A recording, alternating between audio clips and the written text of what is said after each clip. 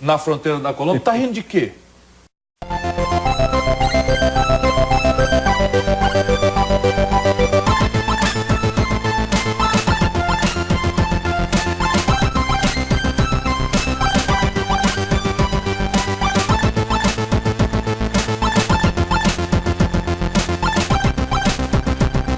Se você é contra a PEC do teto de gastos públicos, você é contra o Brasil. Você é contra o Brasil.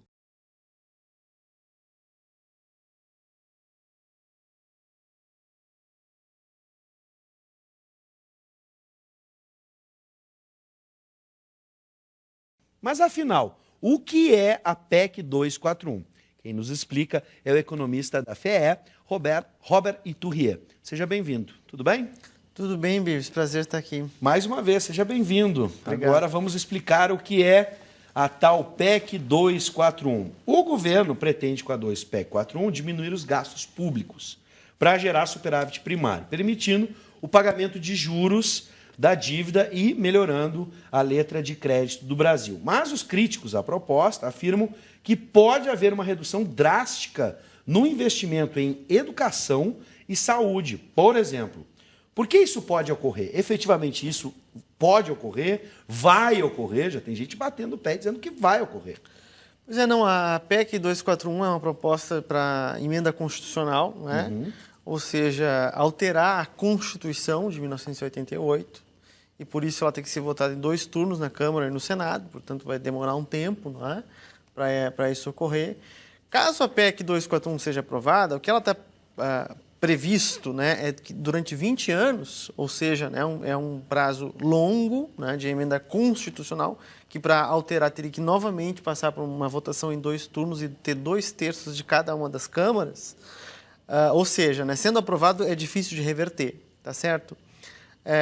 O que ocorre se a PEC 241 for aprovada é que os gastos federais vão ser congelados durante 20 anos. Isso em um ambiente em que a população, nesse período, vai envelhecer, ou seja, né, os gastos do INSS vão aumentar, não é? Além disso, eu vou ter um crescimento populacional nesse período, com certeza, né, porque faz parte do processo do crescimento demográfico, que está previsto. Então, caso os recursos, né, sejam congelados durante 20 anos, em um ambiente de crescimento das despesas do INSS, isso com certeza vai ter uma redução dos outros gastos. Tá? E quais são os outros gastos? Principalmente educação e saúde. Tá? Então, se a gente olhar o orçamento federal, são 4 os principais gastos. Tá? Saúde, educação, previdência e juros. Tá? Previdência é mais difícil de mexer, mesmo tendo reforma previdenciária, como eu falei. Juros, né, tá fora da conta. E aí, então, o corte seria principalmente educação e saúde. Né? Fazendo um pequeno exercício, assim, né, quer dizer, hoje a União, né, pensando só a União, arrecada em torno de 20% do PIB. E em torno de 8% é gasto com o INSS. Sim. Ou seja, 12% é gasto com gastos diversos, sociais, saúde, educação, justiça, exército, etc. Né? Sendo aprovada a PEC, daqui a 20 anos, né, o que vai acontecer? Tendo uma elevação zero, né, do crescimento real dos gastos e um crescimento da economia nesse período, o que vai acontecer vai ser que vai ter que reduzir bastante esses gastos, passando para aproximadamente 12%. Sim. Tá, do PIB. Ou seja, isso significaria aí reduzir em 50% em 20 anos os gastos com saúde e educação.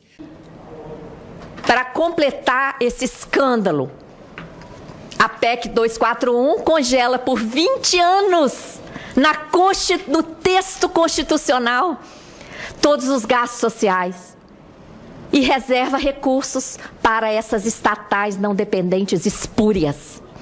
Empresas criadas para operar esse esquema que o PLS 204 quer legalizar.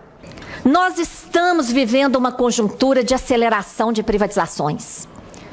O presidente atual senhor Temer acabou de ir à China entregar mais um pacote de empresas à privatização. empresas estatais estratégicas e lucrativas, dizendo que não é possível mais o Estado manter estatais. Ah, é? E por que é que nós estamos criando estatais não dependentes em diversos estados e municípios para emitir debêntures?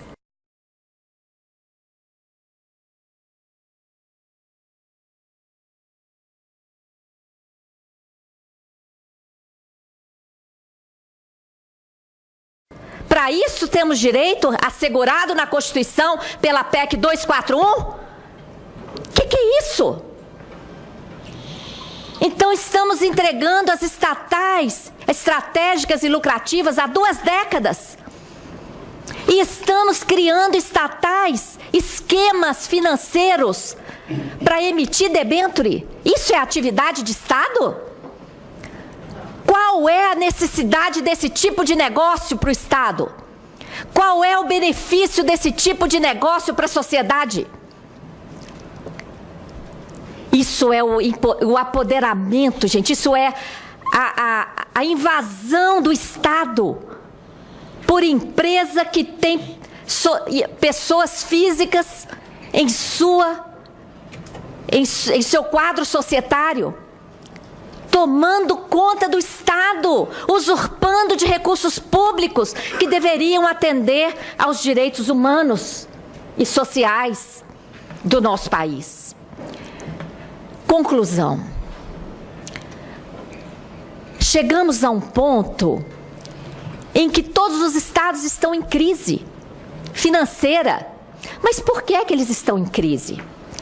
Porque uma dívida ilegal, ilegítima, foi renegociada lá no final da década de 90, incluindo passivo de bancos em seu estoque, sem qualquer transparência, sem qualquer legitimidade. E em cima disso foram aplicados juros e atualização monetária exorbitante, um abuso da União em relação a estados e municípios. Então, os estados chegaram a uma crise. Essa crise está justificando, virou um cenário muito propício para projetos que impõem contra-reformas da Previdência, contra-reforma trabalhista, desmonte dos direitos sociais e projetos abusivos como o 257, como a PEC 241, como as PECs que aprovaram o aumento da desvinculação de receitas da União e criaram desvinculação de receitas nos estados e municípios. Tudo isso está justificado pela crise da dívida. E tudo isso, gente, além desse cenário propício para esses projetos, abriu espaço para esse esquema sofisticado de criação de estatais não dependentes, espúrias, que emitem papéis, debêntures, gerando nova dívida pública sem contrapartida alguma. O Estado não recebe nada e assume uma dívida de 100% do valor dessas debêntures sênior e mais os juros abusivos que elas pagam. Isso aí compromete gerações futuras em escala exponencial. É disso que se trata o PLS 204, senador. Por isso é muito apropriado que a Comissão de Direitos Humanos discuta isso. E, para completar esse escândalo, a PEC 241 congela por 20 anos no texto constitucional todos os gastos sociais e reserva recursos para essas estatais não dependentes espúrias. Empresas criadas para operar esse esquema que o PLS 204 quer legalizar. O Brasil está quebrado e tem uma única pessoa que pode mudar essa situação: você.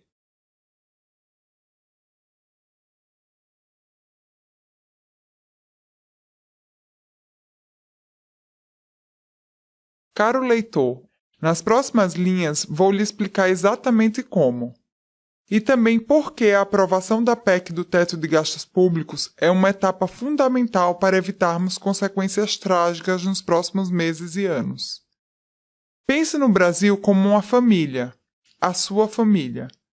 O endividamento dessa família está crescendo de forma significativa.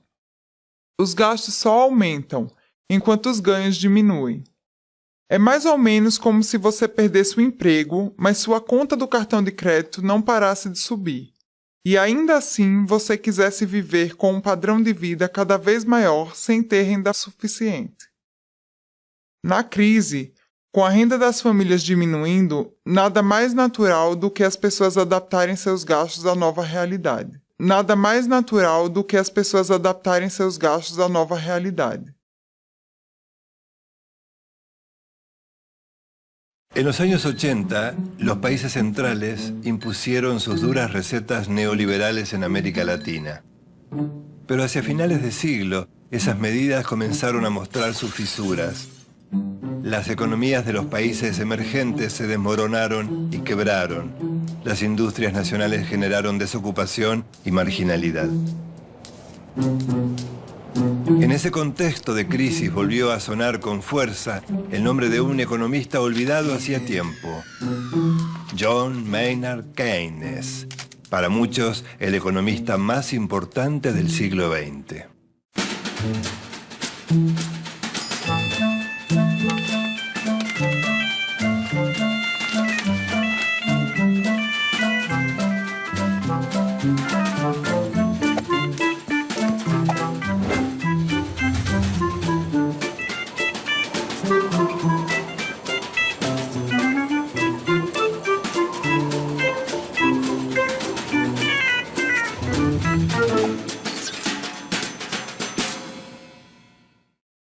Keynes fue un teórico y académico inglés que propuso políticas proteccionistas y el fortalecimiento del Estado.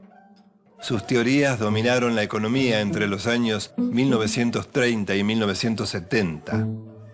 Keynes sostiene que el mercado no se regula por sí mismo, sino que necesita la intervención del Estado. Propone políticas de fomento del trabajo, redistribución de ingresos, subsidios y seguros de desempleo. Esa imagen de Estado presente se traduce luego en el concepto Estado de Bienestar, también llamado Estado benefactor. Provee y garantiza los derechos de salario, salud y educación a la totalidad de los habitantes de un país. Sus postulados, que tuvieron éxito en las primeras crisis del capitalismo, se mostraron también vigentes y reaparecieron con fuerza tras la crisis del neoliberalismo. John Maynard Keynes nació en la ciudad de Cambridge, Inglaterra, en una familia acomodada de alto nivel cultural. Pasó por las mejores escuelas británicas, donde estudió matemática, estadística y economía. Transcurrió gran parte de su vida entre las aulas universitarias y puestos públicos. Fue un brillante teórico con un gran sentido práctico y le tocó atravesar las grandes crisis del capitalismo de la primera mitad del siglo XX.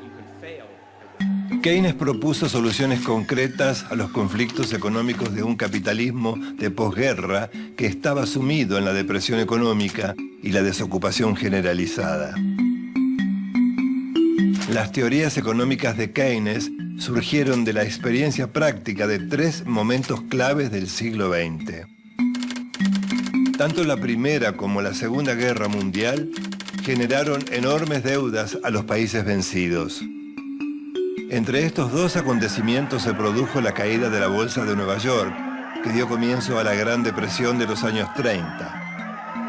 En esos momentos, Keynes propuso soluciones que se oponían radicalmente a la tradición liberal, dominante durante 150 años. El liberal Adam Smith, considerado el fundador de la economía moderna, afirmaba que si se dejaba actuar libremente a comerciantes, industriales y bancos, el mercado tendía a equilibrarse. Según el liberalismo, la producción de bienes y servicios y el mercado laboral se regulan por el libre juego de la oferta y la demanda, sin necesidad de ninguna intervención. habría una suerte de mano invisible del mercado encargada de regular toda la economía, sin intervención alguna de ningún otro factor. Después de la Primera Guerra Mundial, Inglaterra, la economía más grande del mundo, entró en crisis. Esa recesión produjo una aguda caída de los salarios y de los precios.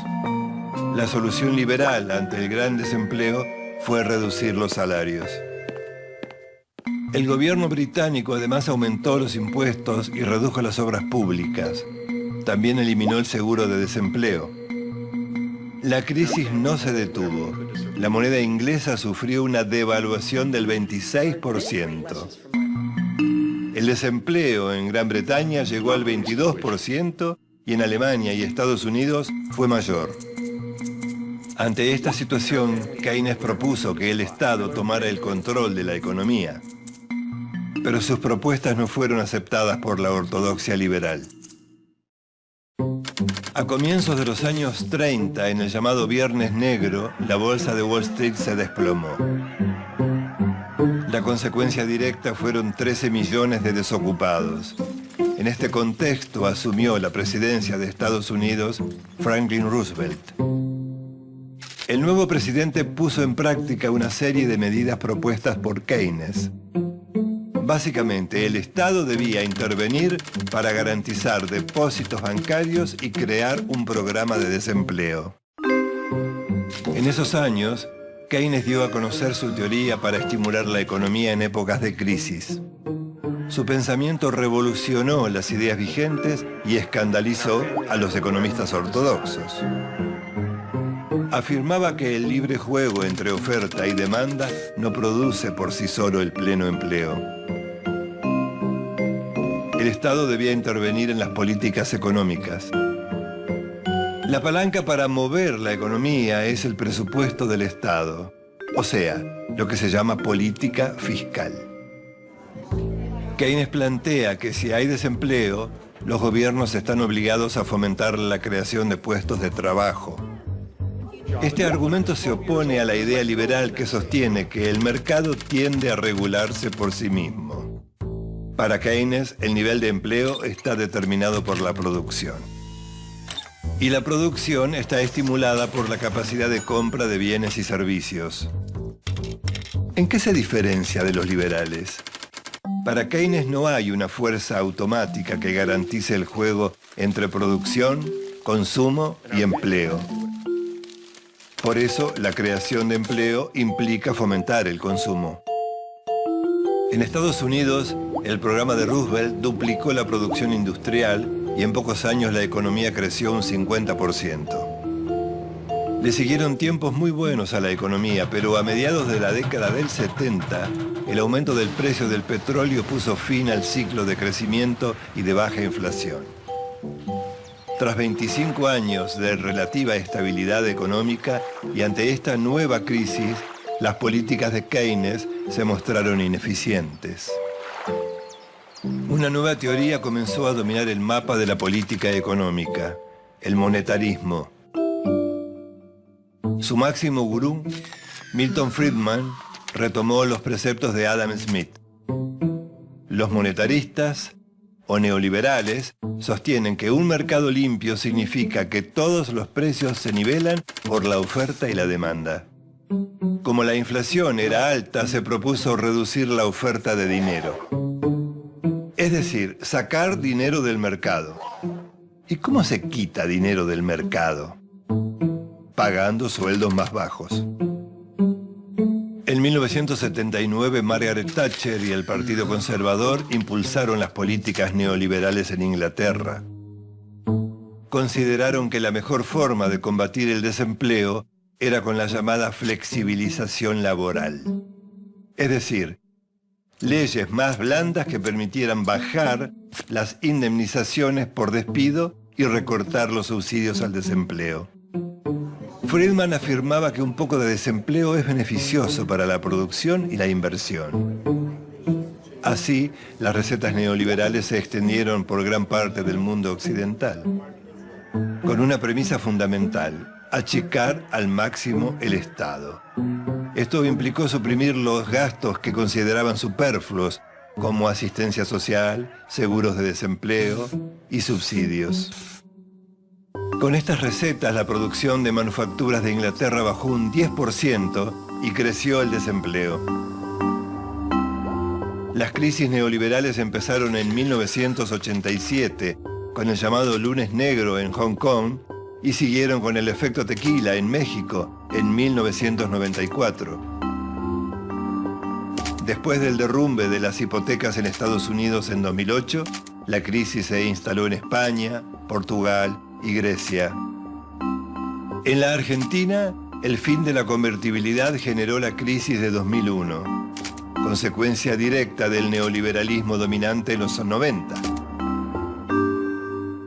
En ese momento, la Argentina, seguida por otros gobiernos populares de la región, volvió a Keynes. La idea principal fue reforzar la presencia del Estado para proteger a los sectores más vulnerables. Entre otras medidas, la asignación universal por hijo, la actualización automática de las jubilaciones, la incorporación de trabajadores informales al sistema previsional y las negociaciones salariales lograron una rápida recuperación económica y una reconstrucción del tejido social deteriorado por la economía liberal. Esas políticas permitieron sostener y garantizar la demanda y salir de la depresión. A más de medio siglo de su muerte, en 1946, Keynes sigue siendo reconocido como el teórico del estado de bienestar. Cada vez que el capitalismo muestra sus fisuras, el nombre de Keynes reaparece como la alternativa aliviadora. Gracias a su prédica, el capitalismo pudo mostrar su lado humano y la ciencia económica resolver los problemas del hombre de la calle. Estranho seria o oposto.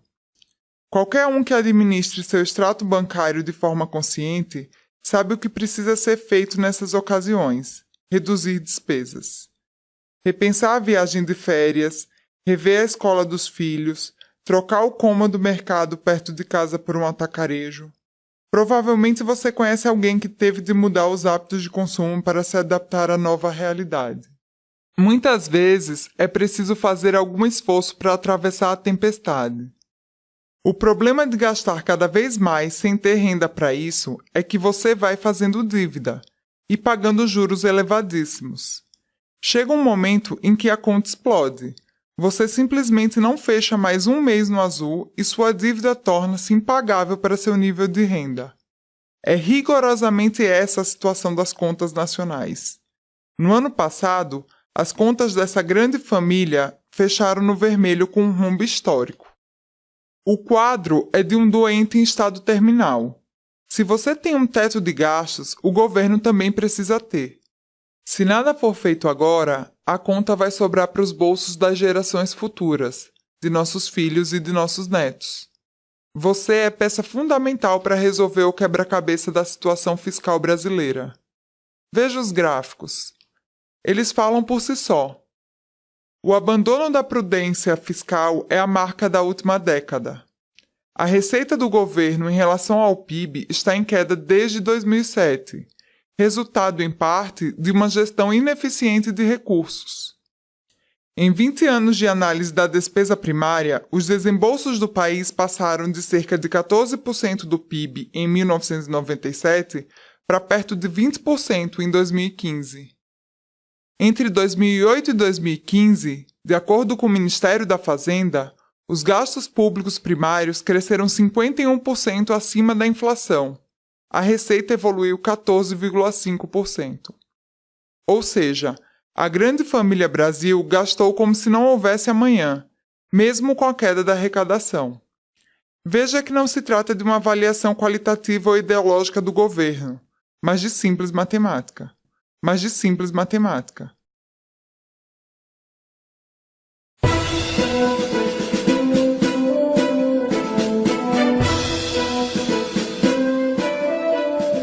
Si hablamos de la resurrección de Keynes, tenemos que explicar primero por qué murió Keynes. Y para ello vamos a basarnos en cuáles fueron las aportaciones fundamentales de Keynes a la política económica. La base de la política económica keynesiana está basada en la consideración de que la variable fundamental que mueve la actividad económica es lo que él identificaba como la demanda global. Y esa demanda global está formada por la demanda de bienes de consumo de las familias, por la demanda de bienes de inversión de las empresas, por la demanda del sector público a través del gasto público y por la demanda de los mercados internacionales a través de las exportaciones. Esta sencillita fórmula de un economista que nace en 1883, curiosamente el mismo año en que nace otro magnífico economista, digamos, a nivel mundial, como es Schumpeter, o sea, realmente Schumpeter y Keynes nacen en el mismo año, pues realmente de hecho escribe en 1936, de infausta memoria para, digamos, nuestra historia, pues escribe su teoría general. Y entonces lo que plantea básicamente es cómo con esta formulita tan elemental se pueden combatir los dos problemas fundamentales de cualquier economía, que son el desempleo y la inflación. ¿Y qué es lo que dice Keynes respecto de cómo combatir el desempleo?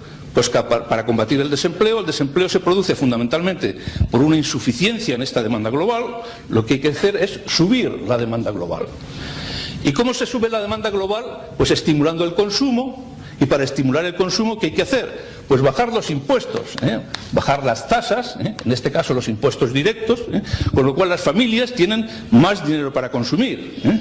O bajar los tipos de interés, bajar el coste del dinero para que los empresarios inviertan más, o aumentar el gasto público a través de la administración pública, los presupuestos generales del Estado, para que se hagan más escuelas, más hospitales, etc. Y fomentar las exportaciones mediante una disminución del tipo de cambio. Estas son, digamos, las recetas básicas para combatir el desempleo. ¿Y para combatir la inflación? Pues lo contrario, la inflación se debe a que realmente la demanda es excesiva. Los precios suben porque sube la demanda.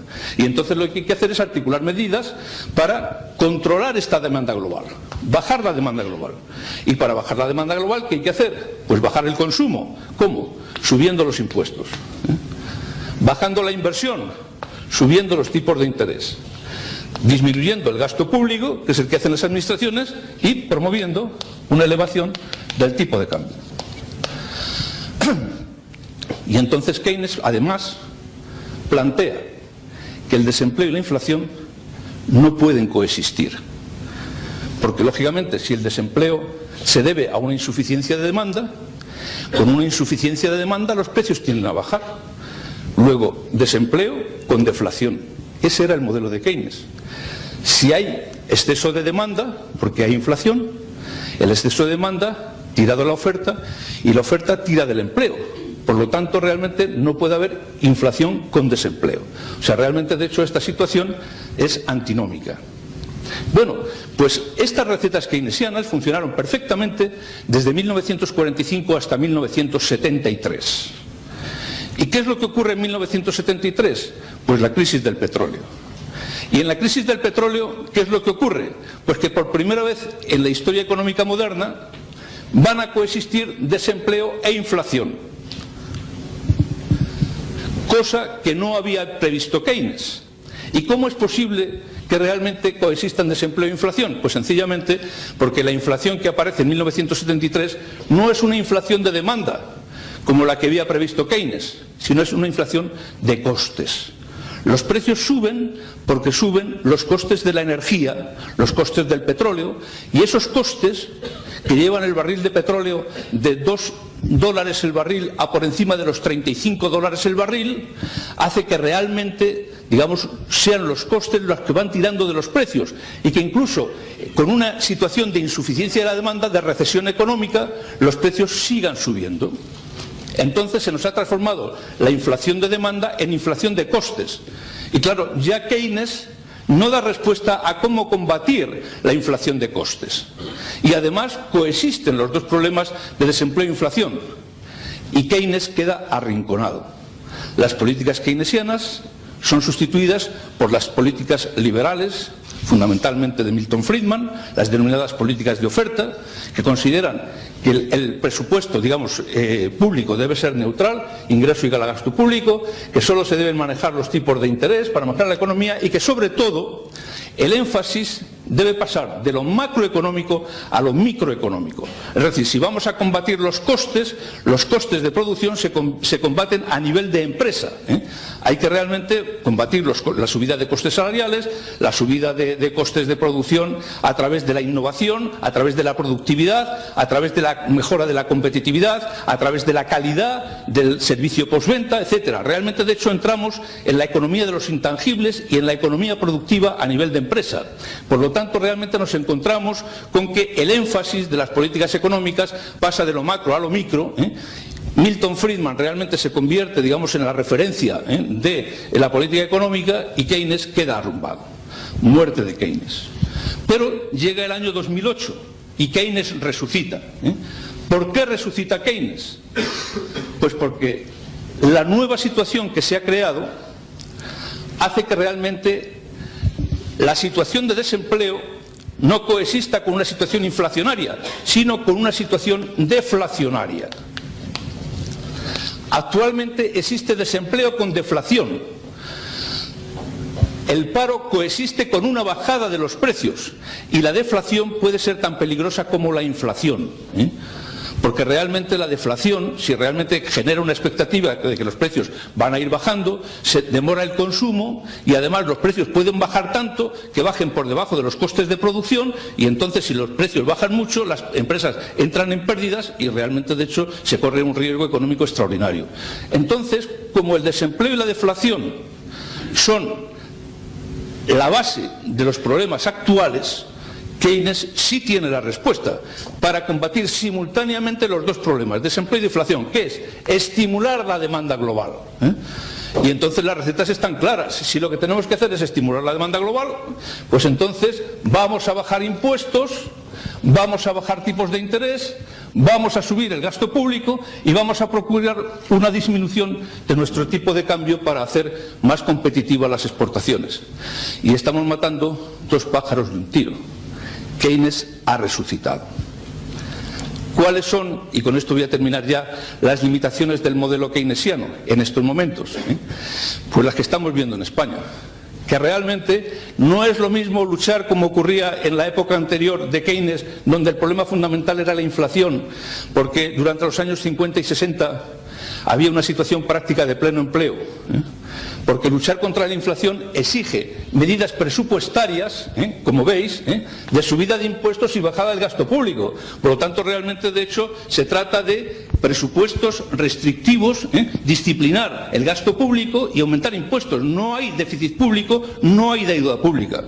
Sin embargo, si vamos a luchar contra el desempleo y la inflación, el problema está en que con la bajada de impuestos y la subida del gasto público estamos generando déficit público y deuda pública.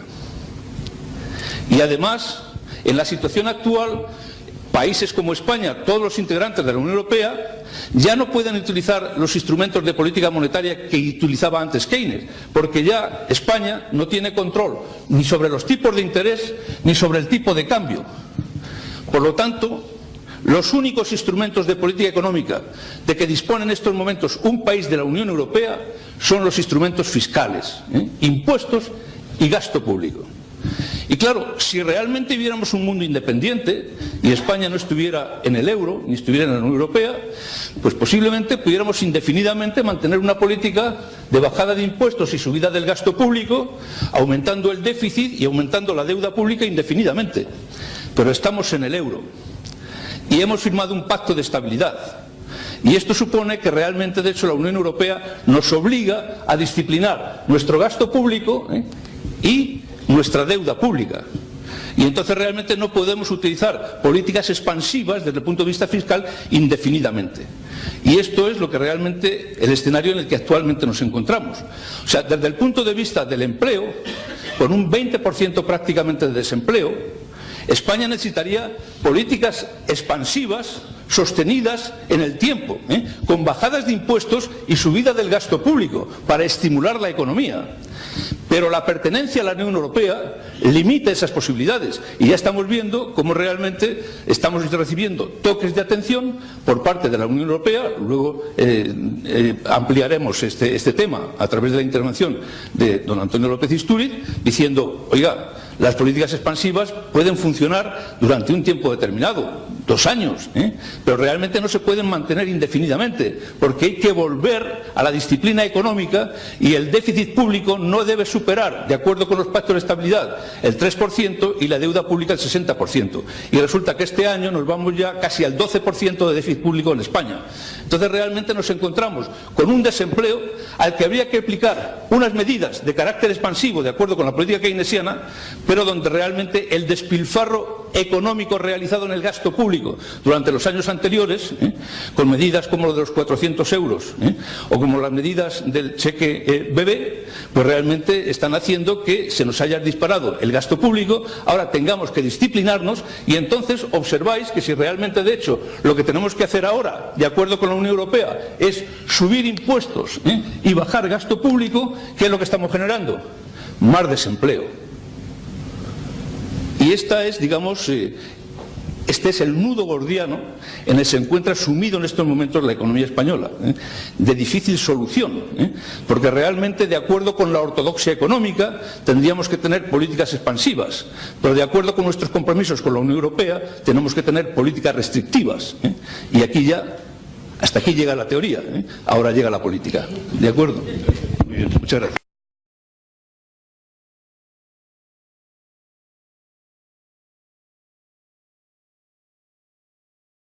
Você está gastando muito mais, 51%, do que sua renda está aumentando, 14%. O resultado é o total desequilíbrio das contas públicas. A curva negativa, claro, provocou um estrago na dívida pública brasileira. É a conta do cartão de crédito que precisa ser paga. Ela disparou, passou de 51,69% do PIB para 68,51% do PIB em abril de 2016.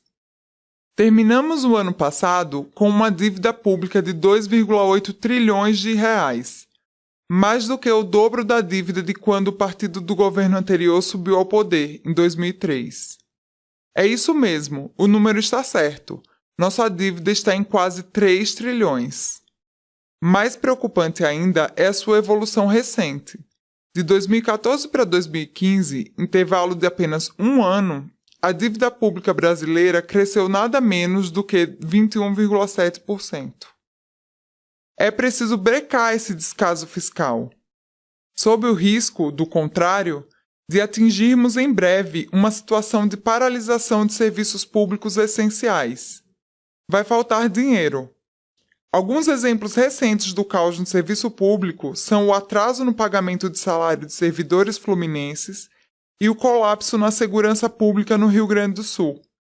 Se nada for feito, esses problemas tendem a se repetir em nível nacional. Você tem de agir agora para evitar a derrocada econômica. Os brasileiros conhecem as consequências práticas desse descontrole, com as experiências desastrosas durante os governos Sarney e Collor.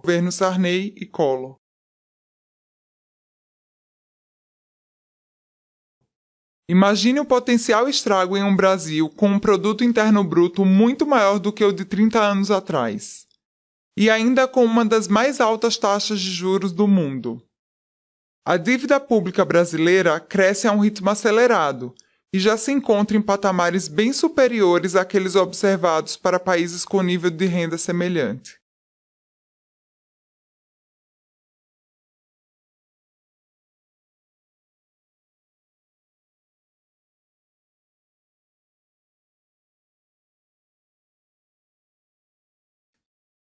Nossa dívida pública assumiu uma dinâmica explosiva e tende a subir ainda mais. Economistas apostam que o valor alcançará 80% do PIB até o fim de 2018, se forem mantidos os indicadores do atual quadro econômico, um valor muito alto para o tamanho de nossa economia. Veja bem, dívida não é necessariamente um problema. Nos Estados Unidos, a dívida pública ultrapassou 100% do PIB no início da década. Só que os juros americanos são de 0,5% ao ano, contra 14,25% no Brasil. A taxa Selic nas alturas por aqui ajuda a alimentar a bola de neve, tornando a dívida pública impagável. Isso sem contar que, por razões históricas, os Estados Unidos gozam de confiança de investidores de todo o mundo. Isso sem contar que, por razões históricas, os Estados Unidos gozam de confiança de investidores de todo o mundo. O saldo devedor também não seria tão preocupante se a riqueza acumulada pelo país tivesse crescido na mesma proporção. Assim, teríamos mais dívida, mas para compensar, maior geração de riqueza e, pelo menos, a mesma capacidade de arcar com essa dívida. Só que o PIB brasileiro está andando para trás.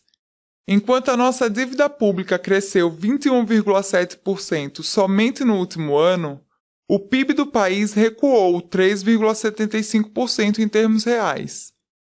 Ao passo que a nossa dívida veio crescendo de forma expressiva nos últimos anos, o nosso PIB vem de 2014, estagnação, crescimento de 0%, 2015, queda de aproximadamente 3,75%, 2016, retração da ordem de 3%.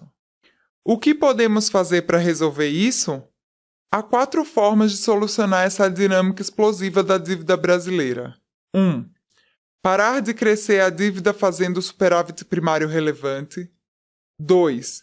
O PIB começar a crescer significativamente. 3.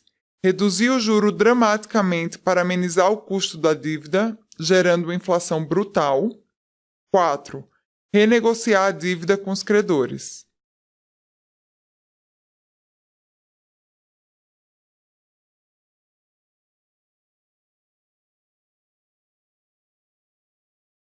Brasil, né? E como superar o atraso e a depressão de desenvolvimento da metade sul do Rio Grande do Sul. Né? Muito bem, então o senhor começa já contestando... Só para animar aqui, porque o Maxud tem uma inteligência exuberante, aliás, os outros também, então vamos ajudar o povo a pensar. Pois não. Foi o que ele propôs por primeiro. O economista Rodrigo Constantino, também analista de empresa, provavelmente tem um pensamento um pouco diferente, pelo que a gente lê, pelo que eu leio do senhor. Boa noite. Boa noite. Bom, eu queria colocar algumas coisas antes.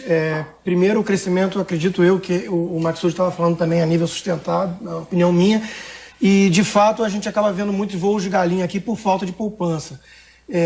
Poupança no Brasil não existe por um problema estrutural, não vale a pena falar todas as causas disso agora, mas na minha concepção a solução passa por redução de gasto público. Quando o governo baixar gasto, as pessoas vão poupar mais. Permite uma parte? Claro. Em qual ponto?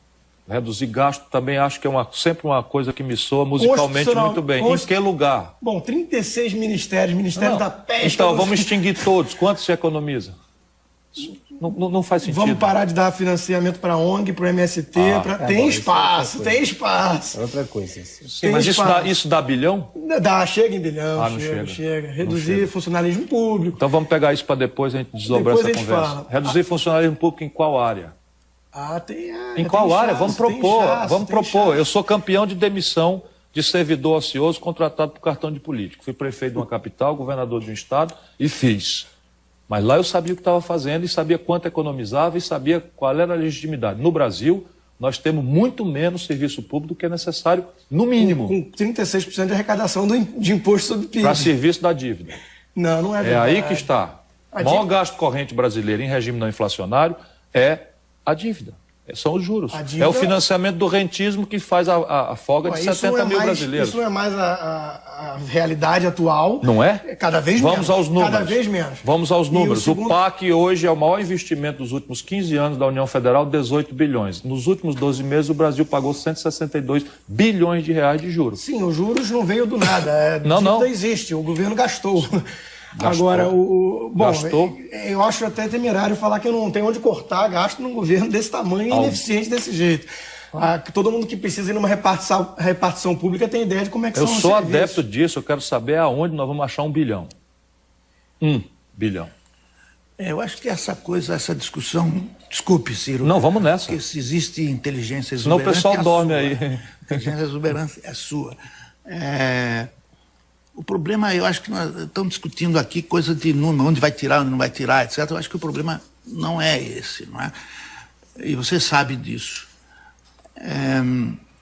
Não adianta onde que vai tirar 1 bilhão, quantas pessoas limitar, tal. Esse é um negócio para se estudar de alguma forma ou de outra.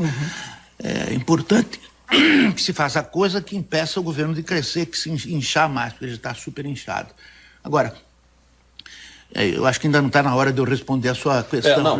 Vamos deixar primeiro o doutor Rodrigo, desculpa, não concluiu o seu pensamento.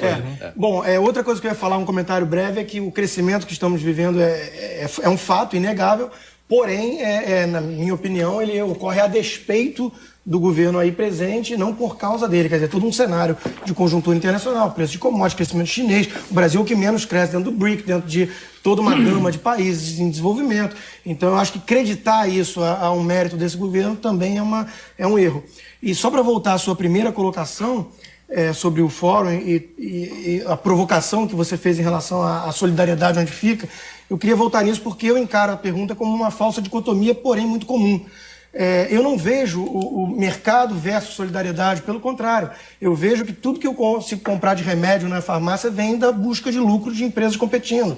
Eu vejo que o que Adam Smith percebeu em 1776, que não é da benevolência de um açougueiro que vem a minha comida que eu compro, e sim da busca dos próprios interesses dele. Então eu não entendo muito bem essa dicotomia. Pelo contrário, eu não quero depender de solidariedade de governo ou de empresário algum para ter as minhas demandas satisfeitas. Eu quero depender, isso sim, de um mercado competitivo, onde cada um deles esteja buscando seus interesses. É assim que vai chegar na minha mesa as coisas que eu preciso para o meu conforto. O senhor entende que a guerra de mercados, chamada globalização, ela acaba beneficiando a todos? Ela acaba beneficiando quando há trocas mútuas e livres dentro de um contexto institucional, né, que evite fraude e abusos. Porém, o próprio termo guerra eu já considero pejorativo. Eu não vejo exatamente como uma guerra. Quando empresas estão competindo para atender a demanda, o tirano, entre aspas, é o consumidor. A satisfazer a demanda. Tem uma frase de Ludwig von Mises, da escola austríaca, que acho que resume bem isso que a gente está falando. Não é porque as pessoas bebem... existem destilarias que as pessoas bebem uísque. É porque as pessoas bebem uísque que existem destilarias. Quer dizer, primeiro vem uma demanda. Depois as pessoas têm que competir no livre mercado para atender essa demanda. Não é mais moderno esse raciocínio. Por que não? Não é porque um africano miserável está informado pela televisão de todo o padrão de consumo que é referido crescentemente à felicidade. E ele não dispõe da menor chance de acessar a isso. Estou falando dos africanos para não falar dos nordestinos. Esse é o lado do pejorativo. Mas quem não está protegido da propaganda que induz não, mas não é propaganda. Não é propaganda, política? Nem eu acho que deva se restringir o acesso das pessoas. Minha opinião é um pouco complicada porque eu não gosto de manual. A questão é assim, falamos do Brasil. O Brasil é uma potência intermediária, nós somos a 15ª economia industrial do planeta e temos o que perder. Ponto final, nós temos o que perder. As condições de consumo, quer dizer, o padrão aspirado de consumo, o padrão desejado de consumo, é a única verdadeira globalização. É a única. E é um padrão de consumo que vem na esteira da afirmação de identidades culturais que não são as nossas. Já tem aí uma outra digressão para outra hora a gente refletir. Eu me preocupo muito com a perda de identidade cultural, porque isso informa como é que a gente se relaciona, como é que a gente se vê no mundo. E não é para fazer muro contra ninguém, não. Eu acho que no futuro a liberdade deve ser absoluta, para tudo. E o auto-juízo, o auto-arbítrio deve ser o grande juiz de todos. Porém, a verdade não é, nesse momento, assim. Por quê? Porque eu padronizo o padrão de consumo, eu digo a um jovem africano, um jovem chinês, um jovem brasileiro, um jovem indiano, quais são os elementos, até inconscientes, de felicidade, de aceitação pelo grupo, qual é a estética que ele deve ter, isso está padronizado. Mas as condições de produzir, Constantino, as condições de empreender são dramaticamente nacionais. É o que eu vou refletir amanhã com a garotada, com a companheirada lá no fórum. As condições de empreender reais, esqueça qualquer paixão ideológica e vamos refletir sobre isso.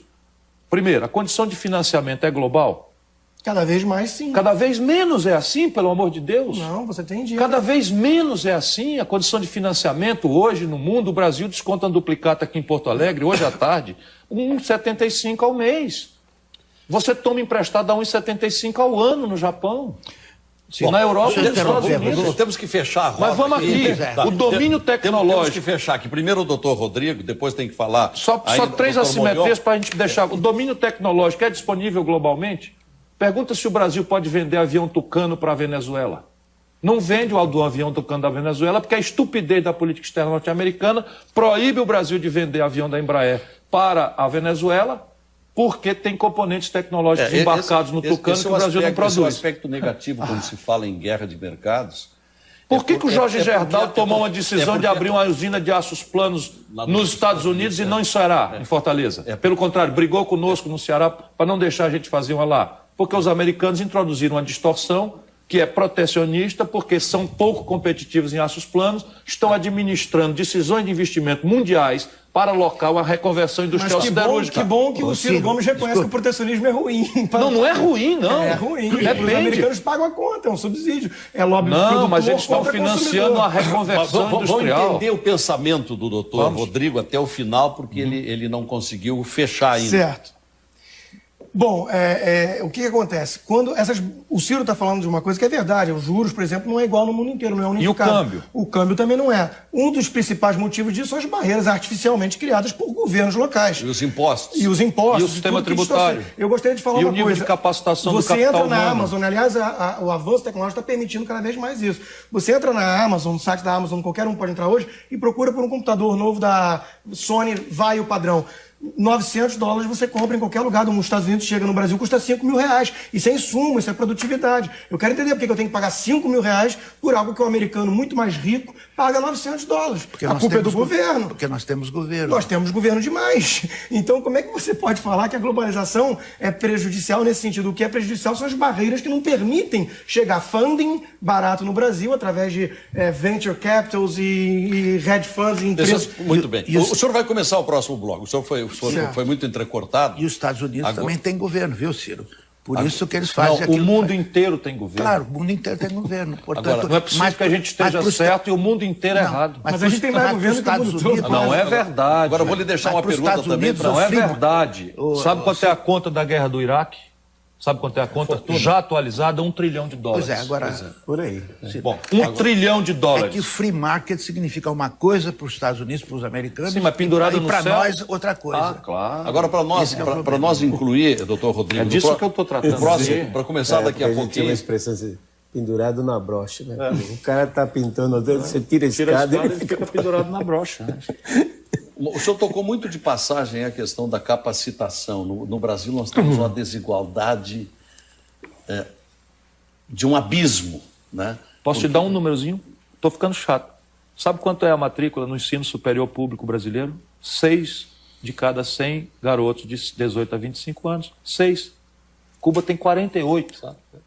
Doutrinados, né? Cuba não pode nem pensar. Peraí, doutor, não põe a palavra na minha boca. Estou falando o seguinte. Não, eu estou falando que são Cuba, um país miserável, que tem um regime deplorável, se quer que eu fale mal, Cuba consegue, num regime deplorável, numa economia ridícula, botar 48 de cada 100 dos seus garotos em nível superior. O Brasil bota 6. Bom, desculpe, Ciro. Olha, e acha que está gastando demais o Brasil. Ciro, pera um pouquinho. Tem governo demais. Ciro, você é muito inteligente, tudo, eu admiro, gosto de você, etc, etc, etc.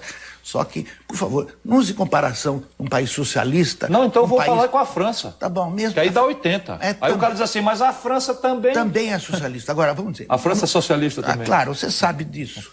Bom, mas eu queria deixar uma pergunta... Eu sou socialista. Não, deixa eu terminar a frase apenas.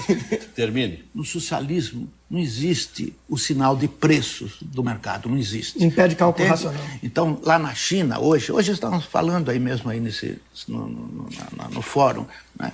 Os chineses estão vindo aí brutalmente, porque eles não têm encargos sociais, não tem isso, não tem nada, eles não têm salários, salários são ínfimos, né? Quase gratuitos, porque existe escravos, são escravos. Agora, um dia eles vão passar a ter salário e um dia vão ter mais dificuldade para coisa. Mas hoje não tem. Em Cuba não existe preço o sinal de preços do mercado não existe num país socialista. No socialismo não existe esse troço que nós chamamos de preço. Cubano, não. Em relação à desigualdade, eu colocaria só uma coisa. Primeiro, eu não vejo nenhum problema em si com a desigualdade, no sentido de que a riqueza não é um bolo fixo, não é um jogo de soma zero. Para alguém ficar mais rico, não tem que o outro ficar mais pobre. O Michael Dell, quando criou lá com $1.000 a empresa dele, a Dell, ele ficou bilionário porque ele pôde vender um produto mais barato que gerou valor. Há poucos dias saiu uma matéria na revista, na Veja, dizendo que o que predomina no Brasil é a classe C. Ora, isso é muito pouco. A nossa gente tem pouca capacitação para o trabalho. Então, se não consegue alcançar, acompanhar a evolução dos mais adiantados, o que vai acontecendo com a nossa gente? Caindo na marginalidade ou na criminalidade, certo, que é o que está acontecendo em grande número. Faltou oportunidade de emprego. Doutor Molhon, o senhor é do ramo da climatologia, meio ambiente, e tudo isso tem a ver com economia. Boa noite.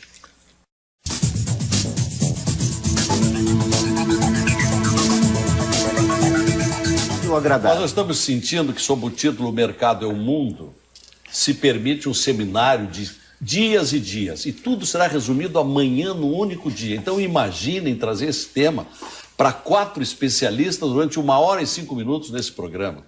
Nós vamos ficar aqui com manchetes, com pronunciamentos telegráficos, porque quase não dá para aprofundar. Mas recomeçando com o doutor Rodrigo Constantino, que é economista, eu prometo que não interrompo. Vamos inserir um pouco mais o Brasil nesse grande debate. Bom, o Brasil está atrasado, está perdendo a guerra, como foi o termo que você usou, por vários motivos, né? O Brasil não abraçou ainda a globalização de fato. A gente vê Taiwan, Singapura, Hong Kong, vários países asiáticos, a Irlanda na Europa, vários países que abraçaram a globalização de forma a se tornar competitivo. No Brasil, como foi mostrado hoje em algumas palestras, quer dizer, abrir uma empresa é uma tarefa árdua, fechar é impossível. Tem que encarar de cara 40% quase de carga tributária, uma burocracia asfixiante. Quer dizer, tudo isso somado torna o empreendedorismo no Brasil uma coisa quase uma prática proibitiva. Então, dentro desse contexto, o funding não chega, os juros é alto porque falta poupança que gera oferta monetária para baixar os juros. Então, quando você junta todo esse cenário, empreender no Brasil, ainda mais tendo que competir com China, com tudo isso que está vindo aí, é uma tarefa muito complicada, né? Qual é a solução para esse problema? A solução passa, inevitavelmente, por uma redução do aparato burocrático, por uma redução de carga tributária e por um esquema que permita um ambiente menos hostil. Não tem esperança de ver uma baixa na carga tributária? Não, esperança em curto prazo, não. Eu acho que a gente trabalha no campo das ideias para ver se um dia o país muda. Um dos requisitos fundamentais para estimular esse desenvolvimento ele é um devaneio. No curto prazo, concordo, mas aí que está. Felizmente, as forças que vêm de fora dos mercados são muito poderosas, né? A gente vê. Posso dar só uma informação?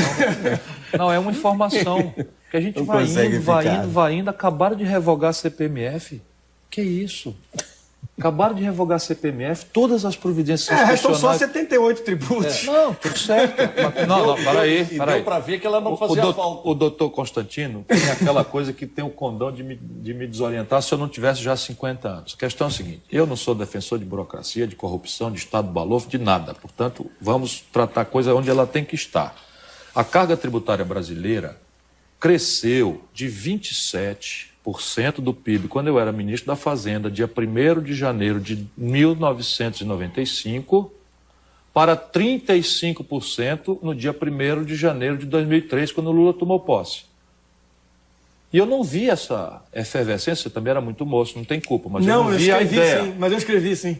Eu escrevi, rompi e briguei com essa gente. Agora, de lá para cá, todos os movimentos institucionais do país, inclusive irresponsável, que é esse da CPMF, os meus eminentes colegas resolveram fazer lá no Congresso, foram na direção de desoneração tributária.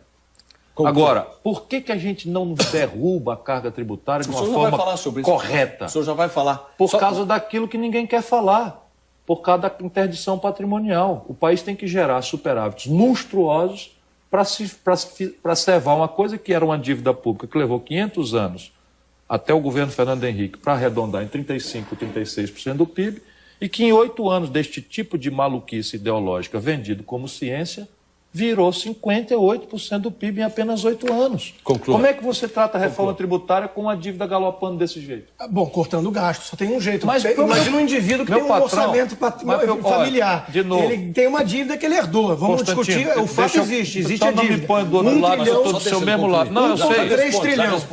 Existe uma dívida de mais de R$1 trilhão herdada de governos gastadores. Governos gastadores. Mas deixa eu fazer... Se a família tem um orçamento... Deixa eu aproveitar a sua inteligência. Uma dívida desse tipo, só tem um jeito de cortar que eu conheço. Não existe mágica. Tem que produzir receita para pagar. Agora sua vez. Posso falar para nós regular o tempo? Não, eu na verdade, queria que a inteligência dele, porque a metodologia é boa. Talvez porque eu já estou mais traquejado nessas coisas, é que estou fazendo essa provocação para explorar a inteligência dele, a bem do nosso debate e do telespectador especialmente. Você fala assim, cortar gasto. Isso é muito simpático. Eu sou um muquirana em casa. Eu corto gasto diariamente, eu não faço crediário, não gosto, não tenho dívida. Tudo certo, eu sou assim. Governador, prefeito, ministro, eu fiz ministro fazendo o maior superávit da história da fiscal brasileira, está tudo certo. Mas a minha questão é, no aqui e agora brasileiro, esse discurso não pode ficar no truísmo de que é preciso ser racional nos gastos, porque senão nós entramos num parafuso de piração, porque caricatura não falta. Às vezes assim, tem ministério demais, ok, Ministério dos Negros, Ministério das Mulheres, corta qual? E economiza quanto? É essa a questão. Não, aí... Isso serve o seguinte, para denunciar os sintomas generosos de falta de austeridade do serviço público brasileiro. Estou de acordo. Eu acho muito frouxo. Eu, por exemplo, nunca usei cartão corporativo porque eu acho aquilo meio estranho. Certo. Eu fui ministro, não aceitei receber cartão corporativo. Mas, se a gente acabar, eu já fiz esse exercício, esse é um problema. Por isso, e eu não deixo mais, por isso que eu fico até mal educado, eu não deixo mais ninguém dizer truísmos na minha frente, politicamente corretos, audíveis como música para a população, e que deixam uma ilusão grave, perigosa, para a inconsequência da política brasileira, que é assim, está aí um monte de coisa fácil de fazer, um monte de caricatura, não está vendo a quantidade de ministério? Sim. Não sei o que, o Brasil está em pandarrecos, o gasto corrente brasileiro é deprimido. Por favor, a Força Aérea do Brasil está com 76% do seu equipamento paralisado no chão por falta de peça de reposição. Alguém diz, não, mas para que o Brasil precisa ter Força Aérea? Pergunta para o Equador por que o Brasil precisa ter uma Força Aérea. A Colômbia andou lá, invadindo o território, o espaço aéreo, a Venezuela mobilizou tropas na fronteira da Colômbia. Está rindo de quê? Eu não concordo. Você não concorda que acabou de acontecer um problema que quase leva uma parte da América Latina à guerra? Quase por causa do Chaves, né? Não interessa por causa de quem, eu quero saber qual é a capacidade dissuasória do Brasil. Intervalo, para nós ouvirmos de volta o doutor Molion, que não conseguiu ainda... Não, você está protegendo ele, agora ele conseguiu. Não, distinguir bem ainda a conservação ambiental... Ah, o Molion, pensei que era o Constantino. Com mudança climática. E eu vou lhe deixar uma perguntinha que tem um interesse regional muito grande, doutor Molion. Pois não. Nós estamos tendo um debate muito acirrado aqui no Estado, em função da vinda de 3 chamadas empresas papeleiras, isto é, que plantam para produzir celulose e estão querendo plantar bastante eucalipto na metade sul. E dizem alguns que isto vai exaurir a água do solo e nada mais nasce ali, pela quantidade. Eu vou lhe pedir uma opinião sobre isso, já que o senhor é um estudioso do assunto. Na volta.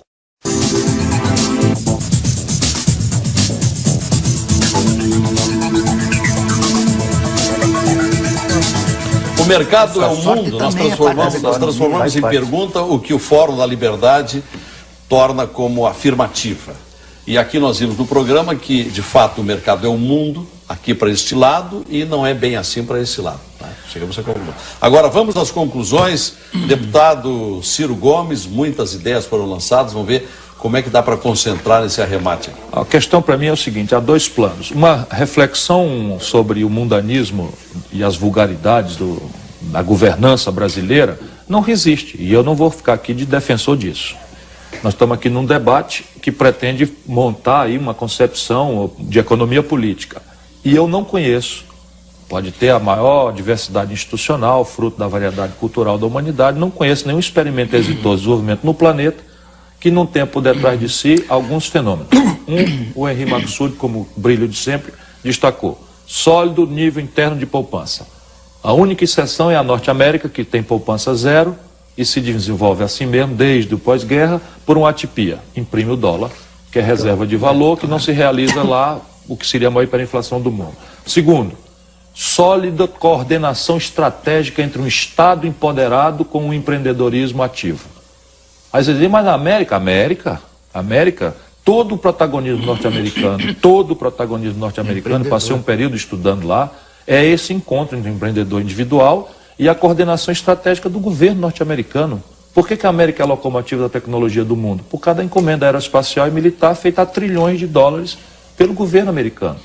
E por que o aço americano agora está passando um processo de reconversão? Porque o governo americano, desde o Reagan, que era ultraconservador na retórica, thatcherista, chamou lá uma reunião que eu conheço, as atas, em Camp David, e perguntou por que estamos perdendo a batalha para os japoneses. E dali saiu uma coordenação que mexeu com o horário de criança na escola para estudar matemática, até os padrões do motor de 4 cilindros dos Estados Unidos, para mudar um padrão. E o terceiro movimento é um sólido investimento em gente. Só há explicação possível da imensa diversidade institucional do planeta nesses 3 paradigmas. O Brasil está melhorando nos seus fundamentos de poupança, mas não é sustentável. Temos que consertar a previdência social e fundar entre nós um regime de poupança de longo prazo que se vincule ao investimento de longo prazo. Isto é uma tarefa praticável no Brasil, mas não é cortando gasto nem transformando o trabalho numa mercadoria sujeita à lei da oferta e da procura, porque gente não é bode para você fazer isso, na minha opinião. Segundo, reformar o sistema de tributos não significa dizer reduzir carga tributária, como irresponsavelmente se fez agora, e está aí o Rio de Janeiro com 55 mil casos de epidemia de dengue, 67 mortes, e os postos de saúde abrindo às 8 da manhã e fechando às 5 da tarde. E aí o juiz dá uma ordem para abrir de noite e diz, não tem um médico. E o cara diz que tem gasto corrente demais. E os professores mal remunerados dando uma educação imprestável para a esmagadora maioria das crianças. Verba da saúde exatamente agora? Cortou agora, vai cortar pesado. Pois é, mas... Vai cortar pesado porque tiraram 40 bilhões. Poderia cortar? Sim, meu companheiro, o problema é que não há almoço de graça. Não tem almoço de graça. Sim, mas deve haver, se tu quer fazer graça com os pagadores de CPMF e tira 40 bilhões, aí tu tem uns problemas. Por exemplo, pode atrasar a folha de pagamento do funcionalismo? Não pode. Lavar a primeira despesa. Pode não pagar os aposentados e pensionistas? Não. Já vai a segunda despesa. Pode cortar o Bolsa Família? Nós achamos que não. Porque é o prato de comida que tem 11 milhões de famílias e mais nada. Isso é um programa de segurança alimentar. Terceiro, quarto, pode cortar o investimento? Se cortar tudo, não corta nada, senão 18 bilhões de dólares. Vai cortar onde? Na difusa despesa da saúde. Cansei de avisar, vai acontecer.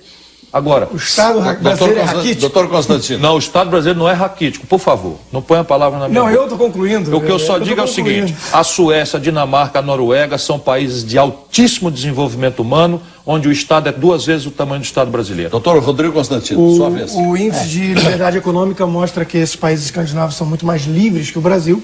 Eu queria falar... Uma carga tributária de 54% do PIB. Então, riqueza antes. Aparentemente o buraco é mais embaixo. Eu gostaria de lembrar ao Ciro Gomes e aos espectadores que se dirigismo, o planejamento central fosse solução e a máquina, a locomotiva do mundo que é os Estados Unidos fosse fruto disso, eu não entendo porque a União Soviética com o Sputnik e tudo que fez... Quer que eu explique? Deixa eu só tentar terminar. Porque não é isso que eu estou defendendo. Chegaria lá. Eu gostaria de falar... Não, eu sei que não é isso que você está defendendo. Estou falando que o dirigismo estatal, o planejamento de cima para baixo... Coordenação é espontânea. Coordenação estratégica. Eu acredito em coordenação espontânea, livre mercado. A questão da educação, gostaria de mencionar também que não é uma panaceia. É óbvio que tem que ter investimento em educação, principalmente de base. Só que não é panaceia. O caso que o Maksud já lembrou da União Soviética, o próprio caso de Cuba, que o Ciro Gomes trouxe, que tem muito universitário. Eu gostaria de lembrar que tem muita universitária se prostituindo e universitário dirigindo táxi, engenheiro dirigindo táxi, porque a Alemanha foi dividida em duas. Era um povo com uma educação muito parecida, uma desabou, a outra prosperou. Qual foi a diferença básica entre as duas? Liberdade econômica. E liberdade econômica é o que falta nesse país. Estamos em 100º lugar no índice de liberdade econômica do Heritage, do Fraser Institute e por aí vai. Então não adianta, se você investir em educação, se você botar um Estado dirigista que vai... meia dúzia de clarividentes dizer qual o setor que tem que ser puxar a demanda, investimento e tudo isso, sem liberdade econômica, não vai para frente, não adianta. Professor Luiz Carlos Molion, suas conclusões. Bom, as minhas conclusões vou deixar para pensar. Estão falando muito em aquecimento global e amanhã eu vou mostrar